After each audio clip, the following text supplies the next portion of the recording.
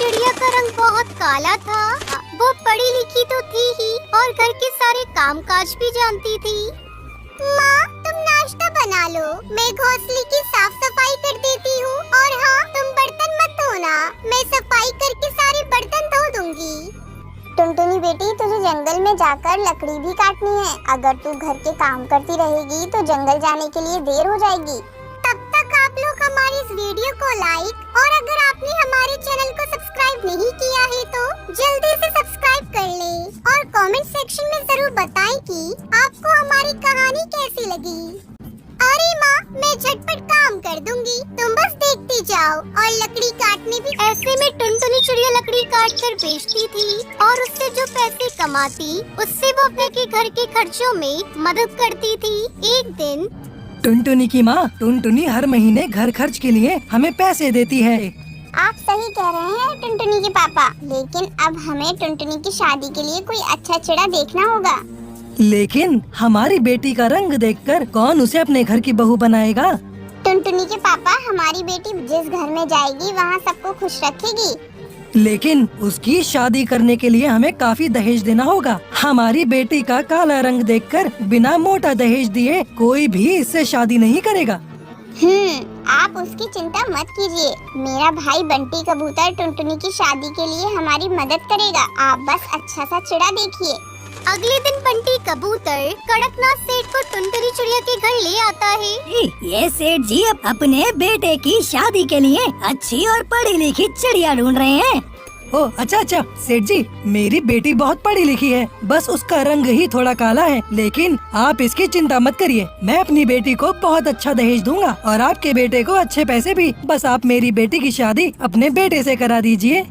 सेठ के मन में लालच आ जाता है और वो अपने बेटे कालू कौवे की शादी टुनटुनी से कर देता है। शादी के बाद टुनटुनी चिड़िया अपने ससुराल आती है। वो देखती है कि आपस में सभी पक्षी दहेज की बहुत तारीफ करते हैं। तभी वहाँ कालू कौवा आता है और अपने मम्मी पापा से कहता है, आप लोग लालच में इतने अंधे हो गए कि एक काली चिड़िया से मेरी शादी करा दी। ये तो मेरे साथ कहीं जाने लायक नहीं है। मेरे दोस्तों के सामने मेरी नाक कट जाएगी।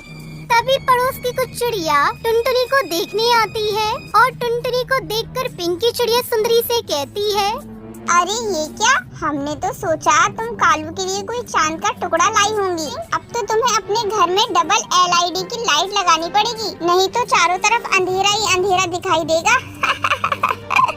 पिंकी चिड़िया की बातें सुनकर सभी पक्षी हंसने लगते हैं, लेकिन टुनटुनी तो घूंघट के पीछे से रोने लगती है। ससुराल में कुछ दिन तो टुनटुनी के आराम से बीतते हैं, लेकिन कुछ दिनों के बाद घर के सभी पक्षी उसका मजाक उड़ाने लगे। कालू तो उससे बिल्कुल भी बात नहीं करता था।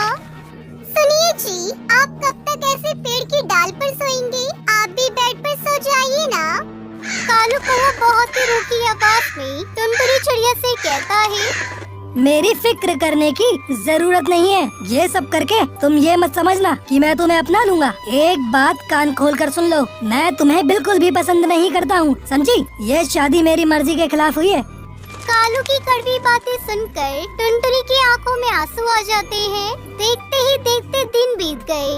माँ जी, मेरे मम्मी पापा ने पहले ही मेरी शादी में दहेज देने के लिए बहुत कर्ज लिया था। अभी तक वो लोग पुराना कर्जा ही नहीं चुका पाए हैं। कुछ भी देने के लिए उनके पास पैसे नहीं है। क्या कहा? पैसे नहीं है? तो अपनी काली कलूटी बेटी हमारे पल्ले क्यों बांध दी? हमें हमारे कालू के लिए बहुत सी गोरी चिड़ियाएं मिल रही थी, लेकिन हमने तुझे अपने घर की बहू इसलिए बनाया कि तेरे माँ बाप हमें पैसे देते रहे।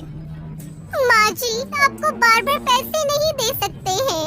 अगर आपकी इजाजत हो तो मैं फिर से लकड़ी काटने का काम शुरू कर देती हूँ। उसके सारे पैसे आपके हाथ में रख दूंगी।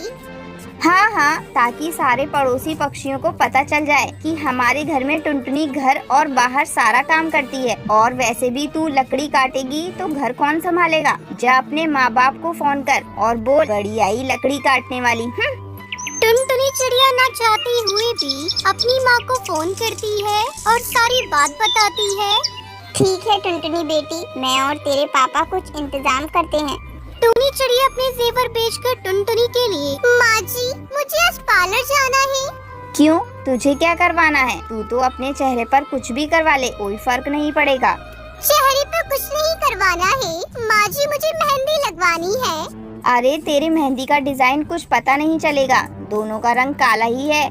बेचारी टुनटुनी चिड़िया अपने काले रंग के ताने सुन सुन कर बहुत दुखी हो चुकी थी। थोड़ी देर बाद चांद निकलने वाला था। सभी पक्षी चांद देखने के लिए पेड़ की डाल पर आ गए। वहीं सुंदरी कौवी का पैर फिसल जाता है और सुंदरी कौवी का बहुत खून बह जाता है। टुनटुनी चिड़िया अपना खून देकर उसकी जान बचा लेती है। ये देखकर कालू कौवा टुनटुनी से कहता है, टुनटुनी, तुमने आज मेरी माँ की जान बचाई और मैं हमेशा तुम्हें ताने देता रहा। मुझे माफ कर देना टुनटुनी। हाँ हाँ टुनटुनी, हमें माफ कर देना।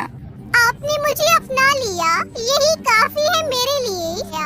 इस तरह टुनटुनी चिड़िया खुशी खुशी रहने लगती है।